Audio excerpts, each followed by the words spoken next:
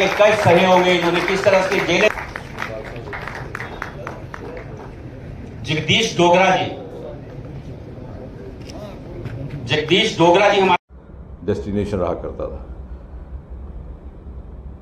तो वो भी विद्यार्थी है आप ही की तरह। मैं उनसे कहूँगा कि आपकी पूछताछ करते उनके साथ संबंध बन गया हो, आयु में वो बड़े थे सबके सब। तो फिर एक अंडरस्टैंडिंग हुई। वो कह लगे साहब हम गणेश पहन करके जब आते हैं घर से तो बस में सारे मुड़ मुड़ कर देखते हैं, तो क्यों ना हो कि तुम्हारे पास एक अलमारी है तुम्हारे कमरे में, ऊपर का दराज खाली है, उसमें हम अपने कपड़े लेकर आएंगे, गणेश यहाँ से पहन कर जाएंगे। अब ये रूटीन बन गई। वो सुबह आते, तब मैं कॉलेज जाने की तैयारी में होता, वो वहाँ से गणेश लेके अपने वो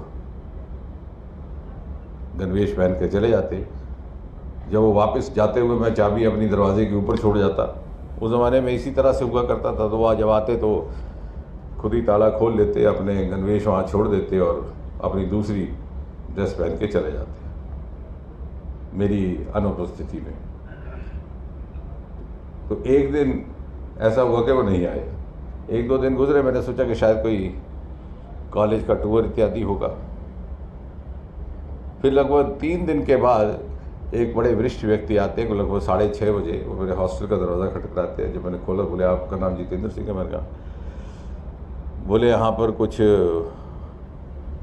युवा लोग आया करते थे आपके यहाँ रोज़ सुबह, बारे में पूछिएगा भी मत, क्योंकि 3 दिन पहले इमरजेंसी डिक्लेयर हुई। जब वो यहाँ से कपड़े बदल करके गए शाखा में, आप तब तक कॉलेज चल चुके थे, पीछे से रेड हुआ और सबके सब वो हिरासत में ले लिए गए। और अब आप ज़्यादा पूछताछ ना कीजिएगा, नहीं तो आपका भी वही हशर होगा और आपकी परीक्षा आने वाली है। तो एक पहला अनुभव इमरजेंसी का उस बाल अवस्था में, उस कच्ची उम्र में हुआ। और उसके बाद एक ऐसा माहौल, जैसे रमेश जी कह रहे थे कि कॉलेज से हॉस्टल जाने में ख़तरा रहता है कि पता नहीं घर पहुंचते पहुंचते, हॉस्टल पहुंचते पहुंचते नसबंदी ना हो गई हो। आलम ये था, you had to protect your potency while walking down the street. रोज़ अलग तरह की खबरें आती कि फलां को उस तरह उठा लिया, फलां को वहाँ उठा लिया। समाचार पत्र सब सेंसर हो चुके थे। एक इंडियन एक्सप्रेस आना शुरू हुआ था।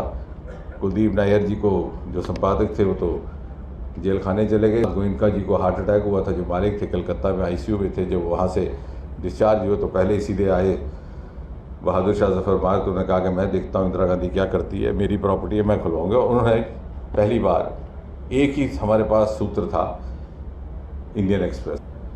स्टूडेंट लीडर्स थे उस समय के, अरुण जेटली जी इत्यादि। जब पता चलता कि वही जेल खाने में, इसका मतलब था कि कोई भी सुरक्षित नहीं था। तो कौन कहाँ से किससे बात करे, कहाँ कोई जाकर के सुना दे, इसी की शंका रहती है। एक दूसरी दिलचस्प बात हुई उन दिनों, एक स्टूडेंट फेस्टिवल हुआ। अब आपको सुनकर के हैरत होगी कि सरकार की ओर से कहा गया कि एक सेंसर कमेटी होगी, जो जो वहाँ पर कार्यक्रम आइटम्स होंगी वो पहले सेंसर।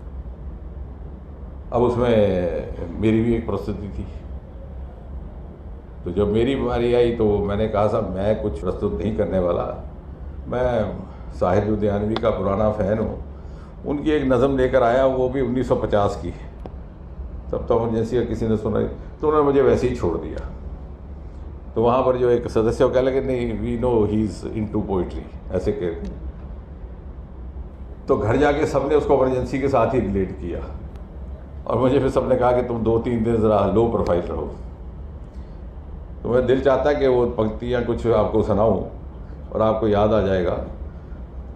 वो था कि जब काली सदियों के सर से रात का आंचल ढलकेगा, जब काली सदियों के सर से रात का आंचल ढलकेगा, जब दुख के बादल पिघलेंगे, जब सुख का सागर छलकेगा, जब अंबर घूम के जाचेगा, जब धरती नगमे गाएगी, वो सुबह कभी तो आएगी। और जिस सुबह की खातिर हम युग युग से मर मर कर जीते हैं, जिस सुबह के अमृत पीने को हम जहर के प्याले पीते, मेरे अरमानों की कीमत कुछ भी नहीं, मिट्टी का भी है मोल मगर इंसानों की कीमत कुछ भी नहीं। इंसान की इज्जत जब झूठे सिक्कों में ना तोली जाएगी, वो सुबह कभी तो आई।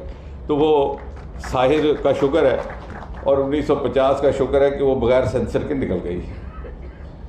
लेकिन एक और बड़ी बात जिसका शायद यहाँ पर बैठे लोगों को एहसास ना हो, ये सब जो हमारे मित्र बैठे हैं, Ramesh ji,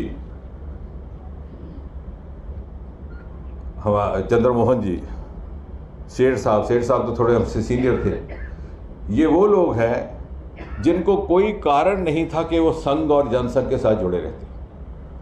there was a huge temptation to deviate. बलिदान है, समय समय पर हम उनको याद करते हैं। उस समय बहुत सारे ऐसे स्टूडेंट्स थे जिन्होंने अपने कैरियर को स्टेज पर लाया सिर्फ इसलिए कि एक आंदोलन जो है हमें ऐसा करना है जिसकी वजह से डेमोक्रेसी जो है वो जिंदा रह सके। बहुत सारे ऐसे स्टूडेंट्स थे जो अच्छे थे पढ़ाई में, लेकिन आगे वो पढ़ नहीं सके सिर्फ इसलिए क्योंकि वो जेलों के अंदर थे। और स्वार्थ की राजनीति के चलते हम सब जानते हैं कि कारण क्या थे कि वही देश का प्रधानमंत्री पहला कौन बनेगा, उसी को लेकर भारत के 2 टुकड़े कर दिए गए और पाकिस्तान बना दिया गया। अगर उससे आगे बढ़ें तो फिर जम्मू कश्मीर को लेकर स्वार्थ की राजनीति हुई और फिर जम्मू कश्मीर के भी 2 टुकड़े कर दिए गए और जहाँ पर ऐसी धाराएं थोपी गई जिनको हमें कई सालों तक झेलना पड़ा।